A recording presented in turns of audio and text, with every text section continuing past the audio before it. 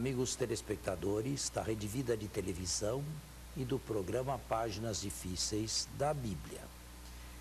Nós estamos examinando, lendo com atenção, o longo discurso de despedida que o quarto evangelista coloca nos lábios de Jesus. Eu digo coloca nos lábios de Jesus porque não havia, evidentemente, um gravador para gravar 4 longos capítulos quando Jesus se despediu na última ceia. É claro que aqui existe material primitivo, material bastante arcaico, mas ao lado desse material arcaico houve também meditação, reflexão, renarração, reescritura até a redação final deste texto. Mas o que nos interessa é o texto na sua redação final. Então vocês, quem vai... Sim, sou eu. Aonde é que nós paramos? Paramos no capítulo 15 do Evangelho de João, de São João, a partir agora então do versículo 18. Podemos seguir? Pode. Se o mundo vos odeia, sabei que primeiro me odiou a mim. Bem, paramos. Se o mundo vos odeia, mundo, a palavra cosmos, mundo, em grego, aparece algumas vezes no Evangelho de João. No início do Evangelho, mundo tem uma acepção neutra ou até positiva. Deus amou tanto o mundo que lhe deu seu Filho unigênito. Mas agora, no final do texto, no final do Evangelho, no discurso de adeus, mundo recebe sempre, sem exceção, uma acepção negativa. Quer dizer, mundo não é o planeta, não é o universo, o mundo são os homens e as mulheres que rejeitaram e rejeitam a revelação de Deus em Cristo. João os chama o mundo. Então, se o mundo vos odeia, sabei que primeiro odiaram a mim. Isto é claro que evangelho e mundo nunca viveram de mãos dadas. Seria até espúrio imaginar um casamento deste, entre evangelho e mundo. Não é possível, de forma alguma, nunca, até mesmo nas piores épocas da história da igreja e mundo formaram uma unidade única e perfeitamente harmoniosa. É interessante. Parece que o que eu estou falando vai contra um documento do Concílio Vaticano II, chamado Gaudium et Spes. Isto é, o relacionamento, queria aquele documento harmonioso, belo, bonito, entre igreja e mundo. Aquele documento foi escrito há 50 anos atrás. Eu me lembro do mundo nos anos 60 do século passado, quando isto foi escrito. Mas, evidentemente, o mundo mudou muito nesses últimos 50 anos. E hoje eu acredito que aquele texto não seria mais escrito da maneira como está. Ele receberia uma nova redação. Só para dar um exemplo, não é? E houve naquela época evangelizadores que estavam totalmente otimistas e prontos a evangelizar, imaginando que o mundo fosse um campo neutro, à espera da boa semente para frutificar à vontade, 100 por 1. O tempo viu, o tempo mostrou que não é assim. O mundo foi hostil no passado, continuou sendo hostil e ainda é hostil. E será. E será hostil. E será. Portanto, isto não significa que não devamos evangelizar o mundo. O que é este canal de televisão, senão uma tentativa de evangelizar o mundo? Mas andar com os pés no chão. Sermos realistas e não ingênuos. Pensar que todos estejam armados de santos propósitos e castos desejos. Não podemos ser assim tão simples, né? De jeito nenhum. Bom, agora isso a respeito de um versículo apenas, né? Se fosseis do mundo, o mundo amaria o que era seu. Veja quantas vezes a palavra cosmos, mundo, entra em poucos versículos. Mas porque não sois do mundo, e minha escolha vos separou do mundo, o mundo, por isso, vos odeia. Lembrai-vos da palavra que vos disse: o servo não é maior que seu senhor. Se eles me perseguiram, também vos perseguirão. Se guardaram minha palavra, também guardarão a vossa. Bem, é claro, eu já disse, mas repito sempre, porque a tendência nossa, a técnica evangélica é tão bem feita, que a nossa tendência é imaginar Jesus falando tudo isto nos anos 20. Isto é, na véspera de morrer. Na verdade e de fato, isto aqui é fruto de uma longa reflexão do final do século I, nos anos 90 ou além, na virada do século, quando este evangelho foi escrito. Então, já se tinha feito a experiência que não apenas o mundo judaico era hostil ao evangelho, mas até mesmo o mundo gentílico, o mundo pagão. Padre, aqui no versículo 19, nós ouvimos: e minha escolha vos separou do mundo. Qual é a escolha de Jesus que nos separa do mundo? A escolha de Jesus é ser discípulo seu. Aqui, Jesus está falando a discípulos que, pelo simples fato de terem sido escolhidos por Jesus, não são mais mundanos. É uma escolha que se impõe. Ou nós somos, diz para esse evangelho, que não pensa a não ser em branco e preto. Ou nós somos discípulos de Jesus e, neste caso, não somos do mundo, ou então nós somos inteiramente do mundo, pensamos como o mundo, fazemos como o mundo, realizamos como o mundo e nada de Deus entra em nós. É o famoso dualismo do quarto evangelho. Deus de um lado e mundo de outro lado. Não há possibilidade de reconciliação. Isso significa que hoje é assim também. Hoje também é assim. Hoje bem, é assim. bem, mas para isso não é preciso muita prova, não é? Não. Nós temos exemplos aí gritantes e todos os dias de que igreja e mundo não falam a mesma linguagem, não apontam na mesma direção e não caminham juntos. E olhando exatamente para isso, essa mesma maneira de aplicar essa palavra mundo aqui, é exatamente isso.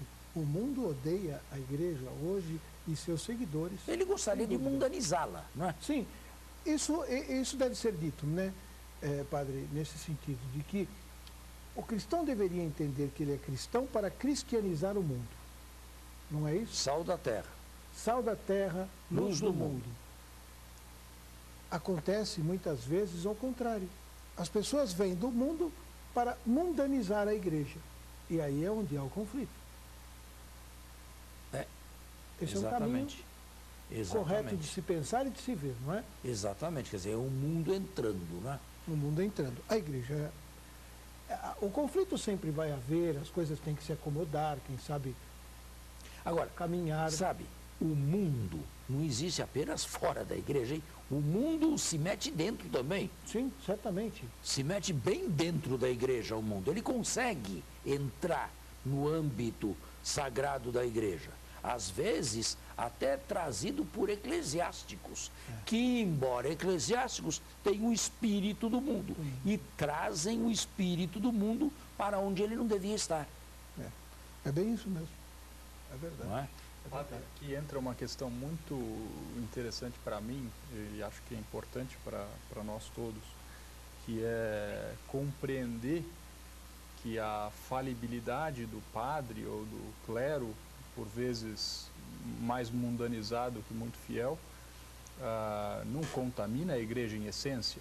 A nossa igreja continua santa, a nossa igreja continua bonita, apesar dos problemas que ela tem dentro do clero. Não contamina a igreja, mas é preciso dizer que compromete muito a eficácia da evangelização. Compromete. Isso não posso negar.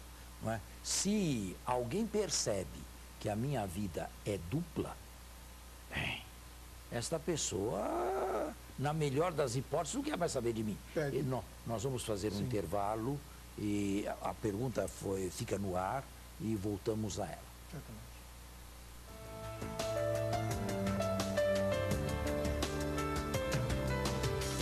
Estamos de volta ao nosso segundo turno e ficou uma pergunta pairada no ar e importante, delicada. Quer repeti-la? Claro. Nós falávamos da contaminação do clero pelos... Não só do clero, da igreja, não é? Da igreja. Da igreja pelos males do mundo, a mundanização que penetra dentro do seio da igreja. E como é que nós, fiéis, enxergamos isso, e isso não deve ser sinal de abandono da igreja, mas sim... Bem, olha, em primeiro lugar, vamos ser claros aqui. Nós dizemos no credo, creio na igreja una, santa, católica e apostólica. Agora, atenção, nós cremos numa igreja santa. Por que a igreja é santa? Porque santo é o seu cabeça, Jesus.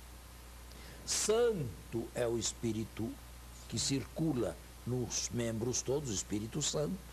Santo é o Evangelho. Santa, ou santos são os sacramentos que nos santificam. Mas atenção, nós não dizemos eu creio numa igreja de santos. Nós dizemos eu creio numa igreja santa, nunca numa igreja de santos. É evidente que na igreja não existem apenas santos. Existem pecadores e não só pecadores de pecadinhos pequenininhos, mas pecadores, lamentavelmente, de pecados grandes e até de escândalos. Agora, em primeiro lugar, deve haver, se há males na igreja, deve haver reforma também. E na história da igreja, quem estuda a história da igreja percebe que sempre que houve males, escândalos, enfim, mundanismo, houve também reformas. E muitas reformas na história da igreja. O perigo está quando não se vêem mais as reformas. Se vê o mal cresce, o mal se dilaga e a reforma ou as reformas tardam a aparecer. Aí realmente a situação fica delicada. Se compromete enormemente a evangelização. Para não dar um exemplo de outro, eu dou um exemplo meu. Todos me veem aqui na frente desta televisão. Me veem bem vestido, como um padre, mas conhecem a minha vida por detrás?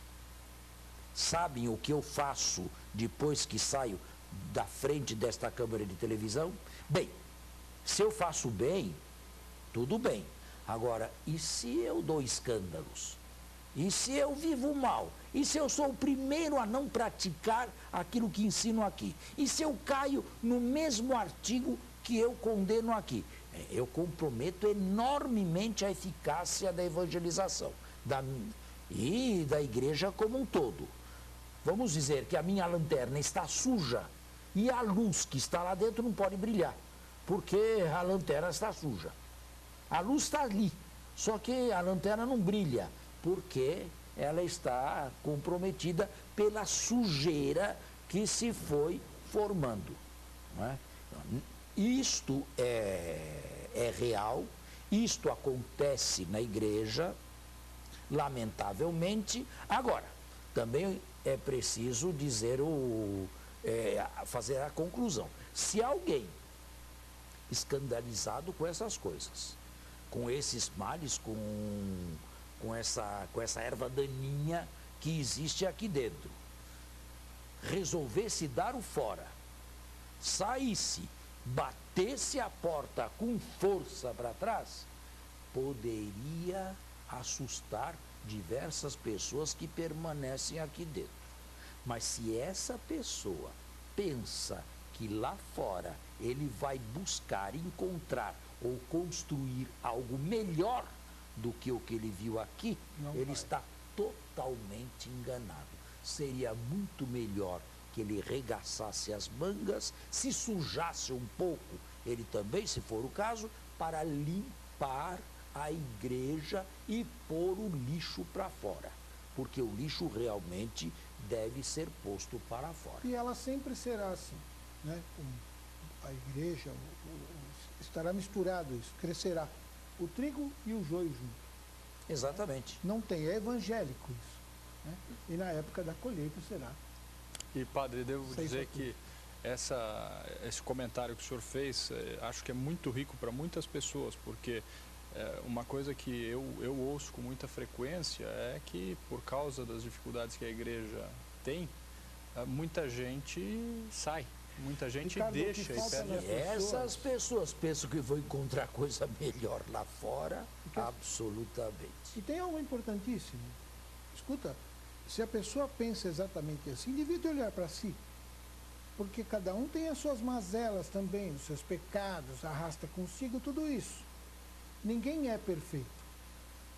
Nós todos somos pecadores e precisamos limpar a nossa lanterna para sermos luz do mundo e iluminar o mundo.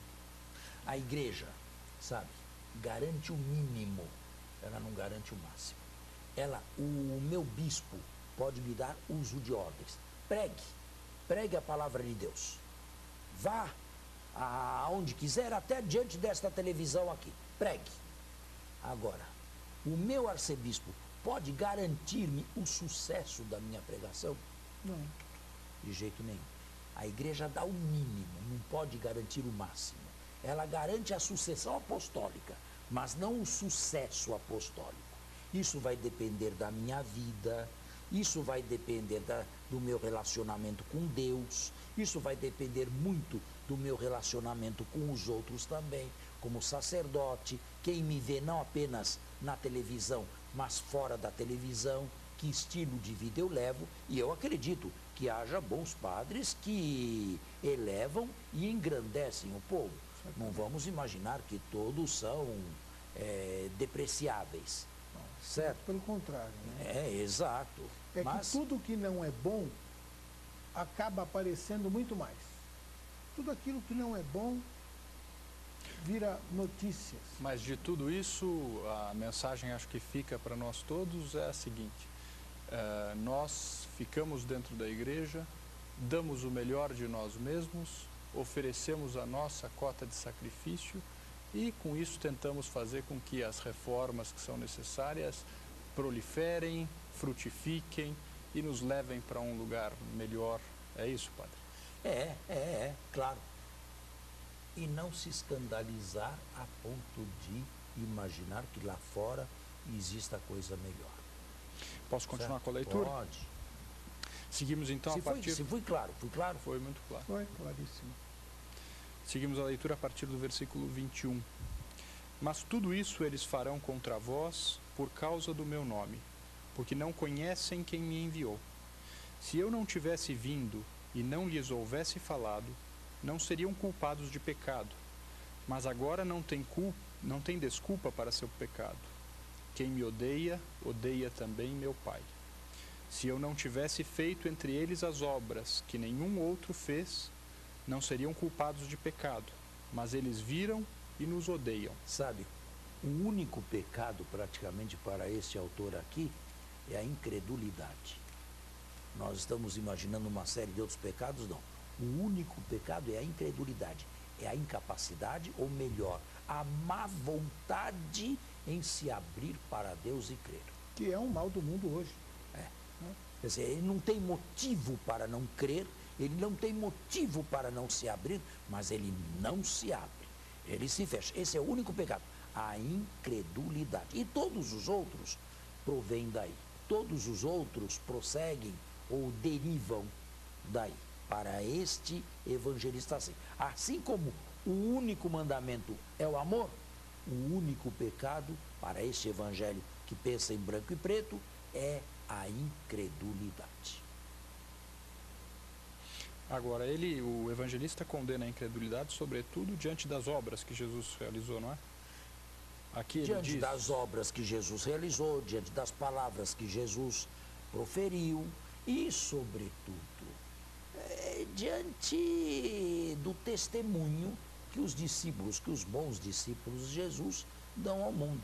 Existem bons discípulos que dão testemunho. Agora, por que determinadas pessoas não creem? Isto aqui é um problema sério. Isto aqui é um mistério, é uma coisa incompreensível. Melhor, é um mistério de Deus. Por que algumas pessoas são incrédulas? Nós temos que encerrar o programa hoje. Infelizmente, o nosso tempo está esgotado, mas nós podemos voltar a isto, sem dúvida alguma, na semana que vem. Muito obrigado e até lá. Um bom domingo a todos. Até a próxima semana. Bom domingo e até o nosso próximo programa.